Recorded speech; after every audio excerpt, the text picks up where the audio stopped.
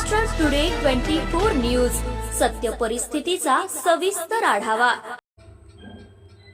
MIDC परिसरातून चोरी गेलेल्या दुचाकी पोलिसांकडून जप्त। जालना चंदनजिरा पोलिसांनी आज दुचाकी चोरी करणाऱ्या टोळीचा पर्दाफाश केला। 4 संशयित तरुणांना बेड्या ठोकल्या असून त्यांच्याकडून 4 दुचाकी जप्त करण्यात आली आहेत। जालना औद्योगिक वसाहतीमध्ये असलेल्या गजलक्ष्मी या कंपनीसमोरून दुचाकी चोरी झाल्याची तक्रार चंदनजिरा पोलिसांना प्राप्त झाली होती। त्यावरून चंदनजिरा पोलिसांनी चोरांचा शोध घेण्यासाठी एका विशेष पथकाची स्थापना करण्यात आली होती। या पथकाकडून तपास करीत वाहन चोरी करणाऱ्या या 4 संशयित तरुणांना अटक केली असून 2 लाख रुपये किमतीच्या 4 दुचाकी जप्त करण्यात आल्या आहेत। काय इथून कारवाई आहे?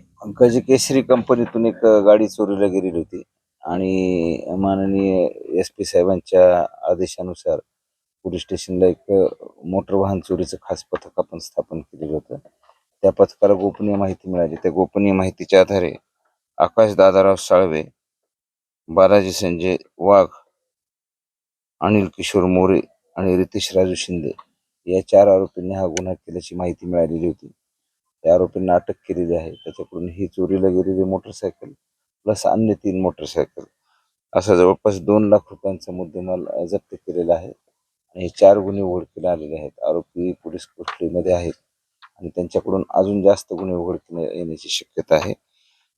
चंदनजिरा पोलीस स्टेशनचे PI श्री बाळासाहेब पवार साहेब आणि त्यांच्याबरोबर सहाय्यक पोलीस उपनिरीक्षक वेताळ, प्रशांत देशमुख, कृष्णा तंगे, रवींद्र देशमुख, राजेंद्र पवार, अभिजित वायकोस आणि चालक शेजूळ या टीमने ही कारवाई केलेली आहे।